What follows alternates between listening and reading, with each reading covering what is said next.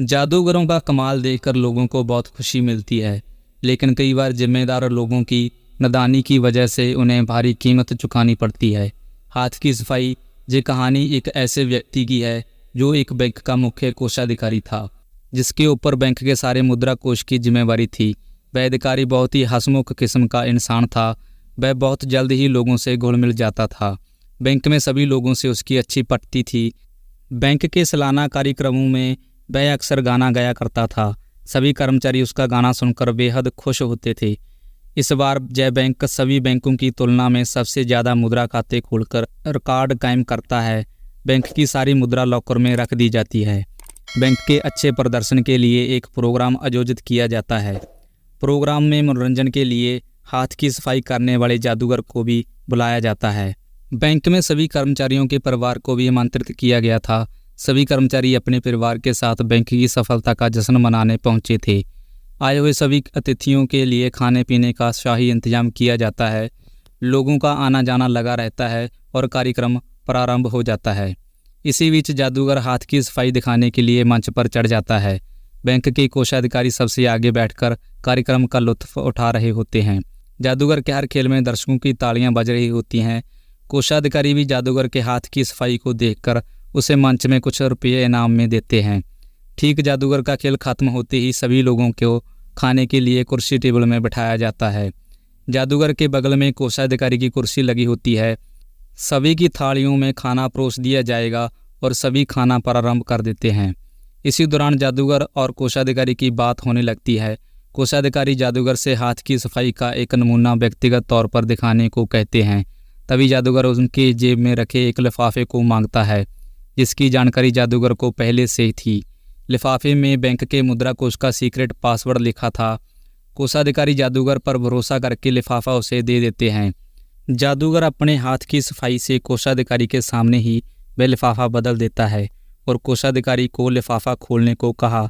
जब उसने लिफाफा खोलकर देखा तो उसके अंदर पासवर्ड मौजूद नहीं था। कोषाधिकारी के चेहरे का रंग उड़ जाता है। वह जादूगर से ऊंचे स्वर में कहते हैं, अरे पासवर्ड कहाँ गया? उसे जल्दी लाओ, नहीं तो मेरी नौकरी चली जाएगी। जादूगर अगले ही पल दोबारा उन्हें लिफाफा खोलने को कहता है, लेकिन इस बार पासवर्ड आ चुका होता है। कोषाधिकारी जादूगर के हाथ की सफाई देखकर बहुत खुश होते हैं। वह उसे अपने पारिवारिक कार्यक्रम में आने का आमंत्रण देते हैं। बैंक के कार्यक्रम में सभी लोगों को बहुत मज़ा आता है। सभी लोग खुशी खुशी अपने घर लौट जाते हैं। लेकिन अगली सुबह बैंक के कर्मचारियों की नींद उड़ जाती है, क्योंकि बैंक का सारा खजाना खाली हो चुका था। बैंक ने साल भर में जितनी भी मुद्रा इकट्ठी की थी वह चोरी हो चुकी थी। चोरी इतनी बड़ी थी कि बहुत सी एजेंसियां बैंक पहुंच चुकी थी। पुलिस ने चारों तरफ से बैंक को घेर लिया था। चोरी का पता चलते ही बैंक के चारों तरफ लोगों की भीड़ इकट्ठी हो चुकी थी। सीक्रेट एजेंट घटनास्थल पर पहुंच चुके थे। धीरे धीरे तहकीकात शुरू होती है। पुलिस कार्यक्रम में आए हुए सभी मेहमानों की सूची मंगवाती है और एक एक करके सबसे पूछताछ होने लगती है। 3 दिनों की कड़ी पूछताछ के बाद भी अधिकारियों को चोरी का कोई सबूत नहीं मिलता। महिला अधिकारी बैंक के सबसे बड़े कर्मचारियों को पूछताछ के लिए बुलाने की अनुमति मांगती है, लेकिन पुलिस के बड़े अधिकारी उसे ऐसा करने की इजाज़त नहीं देते। महिला पुलिस अधिकारी की एक सहेली मीडिया में काम कर रही होती है, जिससे वह मिलने जाती है और बैंक का सारा मामला उसे बताती है। दरअसल महिला पुलिस अधिकारी चाहती है कि उसे बैंक के बड़े अधिकारियों से पूछताछ करने की अनुमति मिल जाए। इसलिए वह अपनी सहेली से सरकार पर न्यूज़ के जरिए दबाव बनाने को कहती है, ताकि वह बैंक के सभी अधिकारियों से पूछताछ करने की अनुमति दे दें। बैंक की चोरी का मुद्दा उच्च स्तरीय बन चुका था, इसलिए पत्रकार इस काम के लिए तैयार हो जाती है और महिला पुलिस अधिकारी की चाल कामयाब हो जाती है। सरकार पर दबाव बढ़ते ही बैंक के उच्च अधिकारियों को पूछताछ के लिए बुलाया जाता है और कड़ी तरह से पूछताछ होने पर कोषाधिकारी बताते हैं कि एक जादूगर ने हाथ की सफाई दिखाते हुए बैंक के लॉकर का पासवर्ड वाला लिफाफा कुछ समय के लिए बदला था। और जब जादूगर के बारे में जानकारी पता की जाती है तो पता चलता है कि वह एक शातिर चोर है, जो जादूगर के खेल दिखाकर बड़ी बड़ी कंपनियों में चोरियों को अंजाम देता है। इस काम में उसके साथ कुछ लोग और भी हैं जिनके पुराने आपराधिक मामले लंबित हैं। कोषाधिकारी को अपनी गलती का एहसास होता है। उनकी लापरवाही से ही इतनी बड़ी चोरी को अंजाम दिया गया था। अगर वह जादूगर से हाथ की सफाई देखने का आग्रह नहीं करते तो आज जादूगर को कभी पता नहीं चलता कि लिफाफे के अंदर कौन सा पासवर्ड है। बैंक में चोरी की खबर से सारे राज्य में तहलका मच चुका था। बहुत से लोगों की जमा पूंजी जा चुकी थी।